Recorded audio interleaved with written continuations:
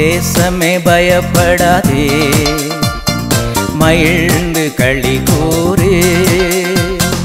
தேசமே பயப்படாதே, மகிழ்ந்து களி கூறு. மன்னவன் இயேசு உந்தனுக்கே மாபெரும் காரியம் செய்திடுவார்.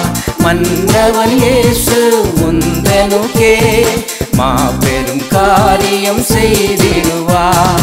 தேசமே பயப்படாதே, மகிழ்ந்து களி கூறு. கர்த்தருடைய வார்த்தைக்கு திரும்புவோம். யாத்ராமத்தின் புஸ்தகம் 3வது அதிகாரம் 8. அவர்களை எகிப்தியன் கைக்கு விடுதலையாக்கவும், அவர்களை அந்த தேசத்திலிருந்து நீக்கி கானானியரும் ஏத்தியரும் ஏமோரியரும் பெர்சியரும் ஏவியரும் எபூசியரும் இருக்கிற இடமாகிய பாலும் தேனும் ஓடுகிற நலமும் விசாலமுமான தேசத்தில் கொண்டு போய் சேர்க்க நான் இறங்கினேன். அருமையானவர்களே, 430 ஆண்டுகள் அடிமைத்தனத்திலே வாழ்ந்து கொண்டிருந்த மக்களை விடுதலையாக்கும்படி தேவன் இங்கே இறங்கி வந்ததாக கூறுகிறார். அருமையானவர்களே, இங்கே இஸ்ரவேல் ஜனங்களுடைய வாழ்க்கையிலே 3 காரியங்கள் இருந்தது.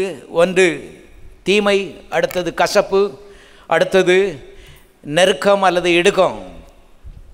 பாருங்கள், இந்த 3ஐயுமே தேவன் அருமையானவர்களே மாற்றி போட்டார். எவ்விதமாக மாற்றினார் என்பதைத்தான் இந்த நாட்களில் நாம் பார்த்து கொண்டு வருகிறோம். மோசே என்கிற அந்த மனிதனை வனாந்தரத்தில் அவர் பிடித்து தம்முடைய நல் வார்த்தைகளை, சுவிசேஷத்தை அவன் காதிலே போட்டார். ஆகவே தேவன் எல்லா ரட்சிப்பின் திட்டங்களையும் வார்த்தையின் மூலமாகவே ஆரம்பிக்கிறார் என்பதை மனதிலே கொள்ளுங்கள். 2 கொரிந்தியர் புத்தகம் 4வது அதிகாரம் 17, 18. மேலும் காணப்படுகிறவைகளை அல்ல, காணப்படாதவைகளை நோக்கி இருக்கிற நமக்கு அதிசீக்கிரத்தில் நீங்கும் லேசான நம்முடைய உபத்திரவம் மிகவும் அதிகமான நித்திய கன மகிமையை உண்டாக்குகிறது. இப்போ எல்லாம் சத்தமாசிங்க. ஏனெனில் காணப்படுகிறவைகள் அநித்தியமானவைகள், காணப்படாதவைகளோ நித்தியமானவைகள். இப்போ கவனிங்க, நான் இப்போ விளங்குற மாதிரி சொல்கிறேன். 18ஆம் வசனத்துக்கு வருவோம். காணப்படுகிறவைகள் அநித்தியமானவைகள், காணப்படாதவைகளோ நித்தியமானவைகள்.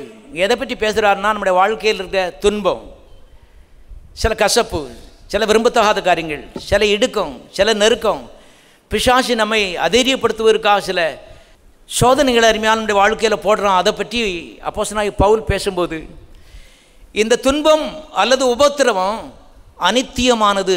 அநித்தியம் என்பது ஆங்கிலத்திலே டெம்பரல் என்று எழுதப்படுகிறது, மாறக்கூடியது. ஆனால் இதை நான் பார்க்குறோம், இந்த உபத்திரவத்தை கண்ணால் பார்க்குறோம், கையால் தொட்டு பார்க்குறோம். இது மாறக்கூடியது.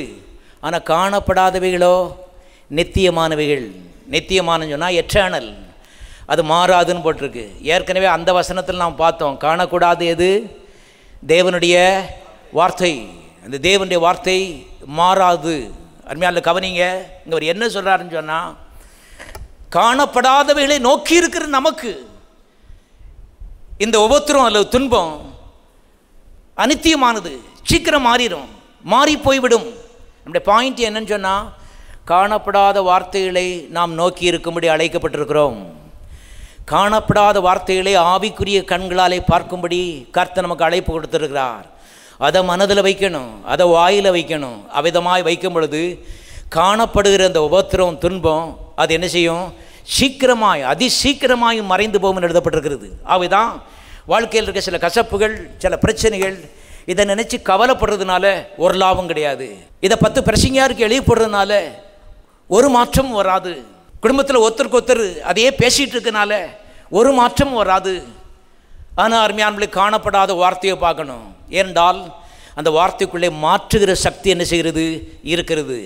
அந்த வார்த்தை தண்ணீர் தானே மாறாது, ஆனால் எல்லாவற்றையும் என்ன செய்யும்? மாற்றும். தண்ணீர் தானே மாறாத வார்த்தை, நித்தியமான வார்த்தை, அன்சேஞ்சிங். ஆனால் எல்லா உபத்திரங்களையும், எல்லா கசப்புகளையும், எல்லா வியாதிகளையும், எல்லா தரித்திரங்களையும், எல்லா விரும்பத்தகாத காரியங்களையும் மாற்றக்கூடிய வல்லமை, தேவ வல்லமை அந்த வார்த்தைக்குள்ளே இருக்கிறது. அவை தான் அப்போஸ்தலனாகிய பவுல் சொல்றார், என் கண்ணு முன்னால் ஆவிக்குரிய கண்களுக்கு முன்பாக வார்த்தையை நான் என்ன செய்திருக்கிறேன்? நிறுத்தி நோக்கி கொண்டிருக்கிறேன். அருமையான தேவனுடைய மக்களே, ஆகவே வார்த்தையை நிறுத்தி நோக்குங்கள். இந்த கண்ணால் அதை பார்க்க முடியாது, ஆனால் ஆவிக்குரிய கண்களால் அதை என்ன செய்ய முடியும்? பார்க்க முடியும். மனக்கண்களாலே நீங்கள் தேவனுடைய வார்த்தையை பார்க்க முடியும். அதை பார்த்து வாயில் அதை நீங்கள் வைப்பீர்களானால், அன்றைக்கு இஸ்ரவேல் ஜனங்களுடைய எல்லா கசப்புகளையும் மாற்றி போட்ட வார்த்தை. இன்றைக்கு உங்களுடைய வாழ்க்கையில் இருக்க எல்லா பிரச்சனைகளையும் கண்டிப்பாக என்ன செய்யும்? மாற்றமே இல்லை. மாறாத வார்த்தையை ஒரு பெரிய சொத்து என்பதை தெரிந்து கொள்ளுங்கள். வாழ்க்கையிலே பிரச்சனை வரத்தான் செய்யும். கிறிஸ்தவ ஜீவன் ரோஜா படுக்க கிடையாது. கர்த்தர் நம்மளை கஷ்டப்படுத்துறது இல்லை. ஆனால் யோவான் 14 சொல்லுகிறது, உலகத்தின் அதிபதியாகி பிசாசு என்ன செய்கிறான்? வருகிறான். இந்த உலகத்தின் அதிபதி தேவன் கிடையாது. நல்ல வசனத்தை கவனிக்கணும். ஒரு மாதிரி பக்தியா நம்ம ஆண்டவர் பெரியவர், அந்த உலகத்தினுடைய அதிபதி பிசாசுன்னு ஏசுநாதரே வாயினால் என்ன சொல்லிட்டாரு. அவன் சும்மா இருக்கல, அவன் திட்டம் போட்டு யாருக்கு என்ன பிரச்சனை என்ன செய்யலாம் உண்டாக்குலாங்கிற முயற்சியிலேயே இருந்துகிட்டு இருக்கிறான். அவன் ஃபுல் டைம் ஜாபில் இருக்கிறான். அதனால தான் வேதத்தில் எழுதப்பட்டிருக்கிறது, விழித்திருங்கள், எச்சரிக்கையாயிருங்கள். ஏனென்றால் உங்கள் எதிராளியாகிய பிசாசானவன் எவனை விழுங்கலாமோ என்று வகை தேடி என்ன செய்கிறான்? சுற்றி திரிகிறான். விசுவாசிகளுக்கு எழுதப்பட்டிருக்கிறது, பிரச்சனையே வராது, வரக்கூடாது என்கிற நீதியில் இன்றைக்கு அநேகர் இருந்து கொண்டு பிரச்சனை வந்துடுச்சுன்னா அதுக்கப்புறம் உட்காந்து கவலைப்பட்டுக்கிட்டு இருக்காங்க. எதிராளியாகிய பிசாசவன் எவனை விழுங்கலாமோ என்று வகை தேடி திரிகிறான். எங்கே கசப்பு போடலாம், எங்கே எடுக்கத்தை போடலாம், எங்கே பிரச்சனையை உண்டாக்கலான்னு சொல்லி அருமையானவர்களே அவன் தேடி தெரிஞ்சுக்கிட்டு இருக்கிறான். இப்போ விழித்திருங்கள், அவனுடைய துன்பத்தை எல்லாம் மாற்றக்கூடிய வார்த்தையை நோக்கி பாருங்கள். மனதிலே வையுங்கள், வாயிலே வையுங்கள், வார்த்தையை நான் நிறைந்திருங்கள். உங்கள் வாயில் இருக்கிற அந்த வார்த்தை அது மாறாது. ஆனால் எல்லாவற்றையும் என்ன செய்யும்? மாற்றி போடும். எல்லா சூழ்நிலையும் மாற்றி போடும். ஆண்டவரே ஆண்டவரேன்னு பாருங்கள், கூப்பாடு போடுறதுலையும் கெஞ்சுறதுலையும் மன்றாடுறதுலையும் பிரயோஜனம் இல்லை என்பதை நீங்கள் தெரிந்து கொள்ளுங்கள். இன்றைக்கி ஆவிக்குரிய உலகத்தில் அதுதான் தூக்கி மேலே வச்சுருக்காங்க. வாருங்கள் மன்றாடுவோம். மன்றாடுறதில்லை, வார்த்தையை வச்சு என்ன செய்யுங்கள்? மாற்றுங்கள். நெருக்கத்தை விசாலமாக நீங்கள் மாற்றுங்கள். தீமையை நன்மையாக நீங்கள் மாற்றுங்கள். எப்படி மாற்றப் போகிறீர்கள்? தேவன் ஜீவ வார்த்தைகளை உங்களுக்கு தந்திருக்கிறாரு. அதை உபயோகித்து நீங்கள் மாற்றும்படி தேவன் என்ன செய்கிறாரு? எதிர்பார்க்கிறார் என்பதை தெரிந்து கொள்ளுங்கள். தேவன் மக்களே, ஆகவே தான் உங்களுடைய லாபத்திற்காக நீங்கள் வார்த்தை நிறைந்தவர்களாக இருக்கும்படி வேதம் போதிக்கிறது. வார்த்தை நிறைந்த மனிதன் பணக்காரன். வெறும் ஐஸ்வர்யம் மாத்திரம் இல்லை, எல்லா கோணங்களிலும் அருமையானவர்களே இந்த வார்த்தை நமக்கு ஒரு மருந்தாக இருக்கிறது. சமய சகாயராக இது நமக்கு இருக்கிறது. பலவீனம் வரும்போது வார்த்தை தான் பதில், பயம்னு வரும்போது வார்த்தை தான் பதில், சந்தேகம் வரும்போது வார்த்தை தான் பதில், தேவை என்று வரும்பொழுது வார்த்தை தான் பதில். எல்லாவற்றுக்கும் பதிலை தேவன் வார்த்தைகளை வைத்து அருமையான இந்த வார்த்தையை கத்த சொல்றாரு, உன் வாயில் வச்சுக்க. உன் வாயிலிருந்து இது போகும் பொழுது அனுப்பின காரியமாக இது போகட்டும். ஜலன்னு பேசாத, அது உன்னுடைய எதிர்காலத்தை என்ன செய்தும் கெடுத்தே படும். ரொம்ப பேசினா உனக்கு நீயே தீமை செய்கிறாய். அதனால தான் வேதத்தில் எழுதப்பட்டிருக்கிறது, சொற்களின் மீதியிலே பாவம் இல்லாமல் போகாது. எதிர்காலத்தை கெடுத்துப்படும். நான் இந்த எதிர்காலத்தை கெடுக்க விரும்பவில்லை. பல ஆண்டுகளுக்கு பாது உண்மையெல்லாம் நான் கண்டுபிடிச்சிட்டேன். நான் ஒரு பாரம்பரிய பெந்தகோஸ்தே பிரச்சனை தான். ஊழியத்தின் ஆரம்பத்தில் அப்படி தான் இருந்தோம். அருமையானே, பார்த்தீங்கன்னு சொன்னால் இந்த வழியாக தான் கர்த்தர் நம்மளை நடத்துகிறாருங்கிறது தான் எங்களுடைய நம்பிக்கையாக இருந்தது. ஆனால் தேவனுடைய மக்களே, ஒரு நாள் கர்த்தருடைய கண்களை திறந்து விட்டார். உனக்கு இனிப்பை தான் நான் வச்சுருக்கேன், உயர்வை தான் வச்சுருக்கிறேன், விசாலத்தை தான் வச்சுருக்கேன். ஆனால் பழுத்து வாயில் பட்டுன்னு விழாது. நீ இந்த வார்த்தையை நேசித்து இதை வைத்து நீ ஒவ்வொன்றாக மாற்றிக்கொண்டே போகும்படி உனக்கு அதிகாரத்தை நான் செய்திருக்கிறேன், கொடுத்துருக்கிறேன். வார்த்தை உன்கிட்ட இருக்கும்போது நீ பணக்காரன், யாருமே உனக்கு நிகர் அல்ல. இஸ்ரவேலே நீ பாக்கியவான், ரட்சிக்கப்பட்ட ஜனமே உனக்கு ஒப்பானவன் யார்? இஸ்ரவேலுடைய பாக்கியம் என்ன என்பதை நீங்கள் தெரிந்து கொள்ளும்படி நான் விரும்புகிறேன். அகில உலகத்தில் இருக்க கோடாகோடி ஜனங்களுக்கு வார்த்தை கொடுக்கப்படவில்லை. இந்த 30 லட்சம் மக்களுக்கு தேவன் வார்த்தை என்ன செய்தார்? கொடுத்தார். அதுதான் அவருடைய மேன்மை. கவனியுங்கள், அவதான் நீங்கள் உங்களுக்கு எது இன்னைக்கு உங்களுக்கு பெருமைன்னா தேவனுடைய வார்த்தையை உங்களுக்கு என்ன செய்திருக்கிறாரு? கொடுத்துருக்கிறாரு. தேவனுடைய மக்கள் மற்ற எல்லா ஆசீர்வாதம் நான் நம்புகிறோம், அது என்னுடைய பெருமை கிடையாது. இன்றைக்கு உலக மனுஷனுக்கும் எனக்கு ஒரு பெரிய வித்தியாசம் என்ன சொன்னால், தேவன் என்னை நம்பி அவருடைய வார்த்தையை எனக்கு என்ன செய்திருக்கிறாரு? கொடுத்துருக்கிறார். நான் ஒரு வார்த்தை மனிதன், நான் பாக்கியவான். எல்லாரும் சொல்லுவான், நான் வார்த்தை மனிதன், நான் பாக்கியவான், எனக்கு ஒப்பானவன் ஒருவனும் இல்லை. வார்த்தையை நேசித்து இதை உங்களை சொந்தமாக்கிட்டீங்கன்னு சொன்னால் கர்த்தர் சொல்றார், உனக்கு ஒப்பானவன் ஒருவனுமே கிடையாது. காரணம், மாற்றுகிற வல்லமையை வார்த்தைக்குள்ளே வைத்து அதை உன்ட்ட நான் தந்திருக்கிறேன். என்ன பிரச்சனை? எல்லாவற்றையும் மாற்ற உனக்கு முடியும். காரணம், வார்த்தை உன்ட்ட இருக்குது. வார்த்தை இருக்கும்போது தேவனே இருக்கிறார். ஆதியிலே வார்த்தை இருந்து அந்த வார்த்தை தேவனாகவே இருக்கிறது. தேவனுடைய மக்களாகவே உங்களுடைய வாழ்க்கை பிரச்சனையை மாற்றுவதற்கு மாத்திரமல்ல, உலகத்தினுடைய பிரச்சனையை மாற்றும்படி கர்த்தர் உங்களை அழைத்திருக்கிறார். அதுதான் பெரிய பெரிய அழைப்பு. கர்த்தர் உங்களை நம்பி, அருமையான கர்த்தர் பெரிய ஒரு ஆயுதத்தை உங்கள் கையில் கொடுத்துருக்கிறாரு. அது உலகத்தையே மாற்றக்கூடிய வல்லமை அந்த ஆயுதத்துக்குள்ளே இருக்குது. அது என்னன்னு கேட்டால் கர்த்தருடைய வார்த்தை அல்லது சுவிசேஷம். அதைத்தான் அருமையானவர்களே நாம் மார்க் 16 வாசிப்போம். மார்க் 16:15. பின்பு இயேசு அவர்களை நோக்கி, நீங்கள் உலகமெங்கும் போய் சர்வ சிருஷ்டிக்கும் சுவிசேஷத்தை என்ன செய்யுங்கள்? பிரசங்கியுங்கள். உலகத்தை விட்டு போராடி எழுந்து போகும்போது கடைசி வார்த்தைகள் ரொம்ப முக்கியமான வார்த்தைகளாக தான் இருக்கணும். நம்முடைய தேவன் சலன்னு பேச மாட்டார். முதலாவது நீங்கள் தெரிந்து கொள்ளுங்கள், உலகத்தில் இருக்கும்போதே அவர் ரொம்ப அதிகமாக பேசலை. அருமையான இந்த உலகத்தை விட்டு போகும்போது முக்கியமான சில காரியங்களை, உலகத்தையே மாற்றக்கூடிய சில காரியங்களை அவர்களுக்கு கற்றுக் கொடுத்து கொண்டு போகிறார். ரொம்ப படித்தவர்கள் அல்ல, எல்லாம் செம்படவர்கள். ஆனால் அருமையானவர்களே, அந்த செம்படவர்களிடத்தில் நம்பி உலகத்தை மாற்றுகிற சுவிசேஷத்தை கொடுத்தார். படிப்புக்காக கர்த்தருக்கு ஸ்தோத்திரம். ஆனால் ரொம்ப படித்தவர்கள் சில சமயங்களில் தங்களுடைய பெருமையை படிப்பில் என்ன செய்கிறாங்க? வச்சிடுறாங்க. அவங்களுக்கு சுவிசேஷம் பெருமையாக என்ன செய்யவில்லை? தெரியவில்லை. இப்போ இவங்க மூலமாக கர்த்தர் உலகத்தை மாற்ற முடியாது. கவனிங்கள், இப்போ இவங்களுக்கு ஒரு பெருமையும் இல்லை. செம்படமே அப்படின்னா இப்போ கர்த்தர் வார்த்தையை கொடுக்குறாரு. அவன்கிட்ட சொல்கிறாரு, அப்பா உனக்கு ஒரு பெரிய பெருமையை கொடுத்துருக்குறேன். அது தேவனுடைய வார்த்தை. இந்த உலகத்தில் இருக்கிற வெறுமை, இந்த உலகத்தில் இருக்கிற ஒழுங்கீனம், இந்த உலகத்தில் இருக்கிற எல்லா அந்தகாரம், இந்த உலகத்தில் இருக்கிற எல்லா கசப்பு, இந்த உலகத்தில் இருக்கிற எல்லா தீமையான காரியங்களை மாற்றக்கூடிய வல்லமை என்னுடைய வார்த்தைக்குள்ளே இருக்கிறது. அதை ஒன்னே நம்பி உன்கிட்ட நான் கொடுத்துட்டு போகிறேன். எங்கள் அப்பா பிதாவாகி தேவன் நம்பி என்கிட்ட கொடுத்தாரு. 3.5 வருஷமாக அந்த வார்த்தை வச்சு தான் அந்த உலகத்தை நான் கலக்கிக்கிட்டு இருந்தேன். இப்போ அதே வார்த்தையை நான் உன்கிட்ட என்ன செய்கிறேன்? நான் கொடுக்குறேன்னு சொல்லி அருமையானவர்களே அவரிடத்திலே கொடுத்தார் என்பதை நீங்கள் தெரிந்து கொள்ளுங்கள். இன்றைக்கு நம்மிடத்திலே கர்த்தர் கொடுத்து சென்று இருக்கிற பெரிய சொத்து சுவிசேஷம் என்பதை தெரிந்து கொள்ளுங்கள். சுவிசேஷம் சொன்னால் தேவனுடைய வார்த்தை. இன்னும் கொஞ்சம் விளக்கமாக சொன்னால் தேவனுடைய நல்வார்த்தைகள். எல்லாரும் சொல்லுவோம், தேவனுடைய நல்வார்த்தைகள். பாருங்க, கொடுத்துட்டு போனார் பாருங்க. அவர் சொன்னார், உலகமெங்கும் போய் எந்த திசைக்கு போனாலும் ஒன்றைத்தான் நீ பேசணும். அது சுவிசேஷம். இவங்கிட்ட வேறு மாதிரி பேசணுமோ, இந்த மூளையில் ரொம்ப வேலை செய்யாத, நான் சொன்னதை செய்ய, என் வார்த்தை சொன்னதை என்ன செய்யும். உலகமெங்கும் புறப்பட்டு போய் எந்த ஜாதிக்காரனும் எந்த மதக்காரனும் ஒன்றை தான் நீ பேசணும். அது சுவிசேஷம், தேவனுடைய வார்த்தை. அருமையான அகில லோகத்திற்கு எல்லா மக்களுடைய பிரச்சனையும் தீர்க்கக்கூடிய சக்தி இந்த வார்த்தைக்குள்ளே அடைக்கப்பட்டிருக்கிறது. அவன் எந்த பின்னணிந்து வந்தாலும் சரி, எந்த கோணத்தில் அருமையான இருந்தாலும் சரி, எல்லாருடைய பிரச்சனைக்கு தீர்வு தேவனுடைய வார்த்தைக்குள்ளே இருக்கிறது. அவ்வளோ பெரிய சொத்தை தேவனிடத்தில் கொடுத்துருக்கிறார் என்பதை நம்ம அறிந்து கொள்ளணும். பாருங்கள், கிறிஸ்தவ உலகத்தில் நீங்கள் பார்த்தீங்கன்னா எல்லாம் அவங்களிடத்தில் இருக்கிறது. என்ன இருக்குங்கிற பற்றி எந்த வெளிச்சமும் கிடையாது. பாருங்கள், வார்த்தையை பற்றி எந்த மரியாதையும் கிடையாது மக்களுக்கு. இன்றைக்கி பார்த்தீங்கன்னா கொஞ்சம் ஜபம் உபாசம்னா மக்களுக்கு தெரியுது. ஆனால் வார்த்தையை பற்றி எந்த வெளிச்சமும் இல்லை. ஆகவே எல்லா ஜபங்களும் உபாசங்களும் மத்தியிலும் வாழ்க்கை முன்னேற மாட்டேங்குது, உலகம் மாற மாட்டேங்குது, சபைகள் வளர மாட்டேங்குது. ஏன்னா வார்த்தையின் முக்கியத்தை என்ன செய்யவில்லை? கண்டுபிடிக்கவில்லை. கர்த்தர் போகும்போது ஒன்றைத்தான் அவங்கள்ட்ட சொல்கிறாரு, உலகம் எங்கும் போ, எந்த திசைக்கு போனாலும் சரி வாயை திறந்து சுவிசேஷத்தை சொல்லு.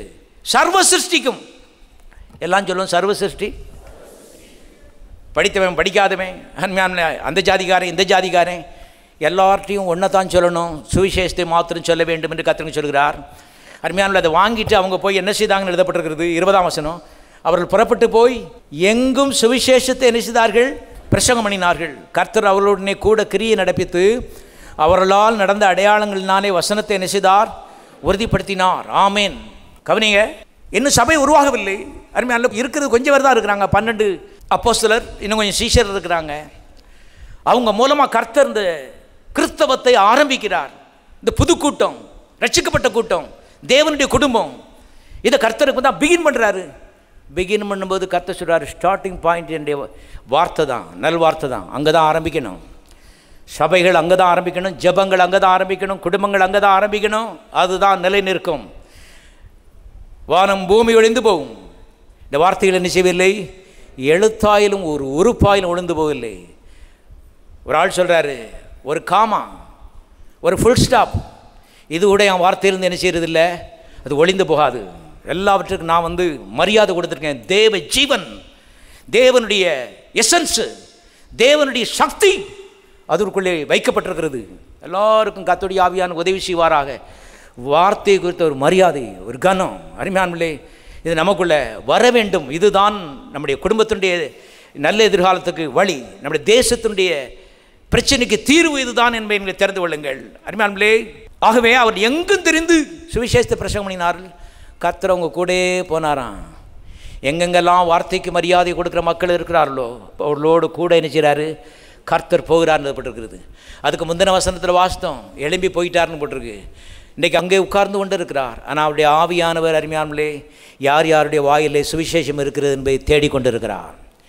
யார் யார் கூட போகலாம், யார் யாருடைய வாழ்க்கையில் அற்புதங்களை அடையாளங்களை செய்து இந்த வசனத்தை உறுதிப்படுத்தலாம், யார் யார் மூலமாக உலகத்தை மாற்றலாம் என்று கர்த்தருடைய ஆவியான அருமையானவர்களே தீவிரமாக அருமையானவர்களே அவர் தேடிக்கொண்டிருக்கிறார். வேதத்தில் தம்மை பற்றி உத்தம இருதயத்தோடு இருக்கிறவர்களுக்கு தம்முடைய வல்லமையை விளங்க பண்ணும்படி கர்த்தருடைய கண்கள் பூமி எங்கும் என்ன செய்கிறது? உலாவிக் கொண்டிருக்கிறது. எனக்கு இப்போ புரிகிறது. கர்த்தருடைய கண்கள் அருமையான பார்க்குது யார் யாரெல்லாம் சுவிசேஷன் நல் வார்த்தைகளுக்கு மரியாதை கொடுத்து வாயில் வச்சிருக்கிறான். அவன் கூட போய், அவன் தான் உத்தமை, அவன் கூட போய் தம்முடைய வல்லமையை என்ன செய்யணும்? விளங்க பண்ண வேண்டும் என்று கர்த்தர் தேடி அருமையானவர்களே இன்றைக்கு கண்டுபிடிக்கிறான்னு எழுதப்பட்டிருக்கிறது. எத்தனை பேர் கர்த்தர் கூட வரணும் விரும்புகிறீங்க? அடையாளங்களையும் அற்புதங்களையும் செய்ய வேண்டும் என்று எத்தனை பேர் விரும்புகிறீர்கள்? இது நீண்ட ஜபத்தினால் வர்றதில்லை தேவனுடைய மக்களே. பாருங்கள், என்னமோ தேவன் வார்த்தைக்கு அவ்வளோ மரியாதை கொடுத்து விட்டார். பாருங்கள், ஒரு வசனம் வாசிப்போம். சங்கீதம் 138 2ஆம் வசனம் வாசிக்கிறேன். உமது பரிசுத்த ஆலயத்துக்கு நேராக நான் பணிந்து உமது கிருபை நிமித்தமும் உமது உண்மை நிமித்தமும் உமது நாமத்தை துதிப்பேன். எல்லாரும் சேர்ந்து வாசிங்க. உமது சகல பிரஸ்தாபத்தை பார்க்கிலும் உமது வார்த்தையை நீர், எல்லாரும் சொல்லுவோம், உமது சகல பிரஸ்தாபத்தை காட்டிலும் தேவனே உம்முடைய வார்த்தையை நீர் மகிமைப்படுத்தி இருக்கிறீர். அப்போ இன்றைக்கு கர்த்தருக்கு நம்பர் 1 எதுன்னு கேட்டால் அவருடைய வார்த்தை என்பதை நீங்கள் தெரிந்து கொள்ளுங்கள். கிறிஸ்தவ உலகம் இதை அறிந்து கொள்ள வேண்டும். அதுவும் இதுவும் பாருங்கள், நம்முடைய முயற்சிகளும் போராட்டங்களும் நம்முடைய மன்றாட்டுகளும் இதுதான் நம்பர் 1. இன்றைக்கு அநேக பிரசங்கிமார் மக்களை தவறாக வழி நடத்தி கொண்டு இருக்கும் பொழுது தேவன் சொல்கிறார், இந்த வார்த்தையை தான் நான் செய்திருக்கிறேன், எல்லாவற்றை காட்டும் நான் மகிமைப்படுத்தி இருக்கிறேன். இப்போ கவனிங்க, ஒரு மனுஷன் வார்த்தையை மகிமைப்படுத்தும் பொழுது தேவன் இவனை மகிமைப்படுத்துவதற்கு தீவிரமாக இருக்கிறான். தேவ ஆவியானவர் கூட இருக்கிறார். அதிசயங்களும் அற்புதங்களும் அங்கே வருகிறது. எது நிமித்தம்னு கேட்டால் வார்த்தை நிமித்தம். எவ்வளவு ஈஸியாக கர்த்தர் வச்சுருக்கிறார் பாருங்கள். காம்ப்ளிகேட்டட் கிடையாது தேவனுடைய மக்களே. ஏதோ 41 நாள் அவங்கெல்லாம் உபவாசம் இருந்தாங்க, அதனால் கடவுளை உயர்த்திட்டார். ஐயோ எங்களுக்கு உபவாசம் இருக்க முடியலையே இன்றைக்கு மக்கள் தவித்து கொண்டு இருக்கிறார்கள். இது உபவாசம் இல்லைங்க, இது தேவனுடைய வார்த்தை. எத்தனை பேர்ட்ட தேவனுடைய வார்த்தை இருக்கிறது? எல்லாரும் தேவனுடைய வார்த்தையை உயர்த்தி காண்பிப்போம். எல்லாரும் சொல்லுவோம், தேவன் அவருடைய வார்த்தையை எல்லாவற்றுக்கும் மேலாக கனப்படுத்தி இருக்கிறார். நான் அவருடைய வார்த்தையை எல்லாவற்றுக்கும் மேலாக கனப்படுத்துகிறேன். தேவன் நிச்சயமாக என்னை கனமணுவார்.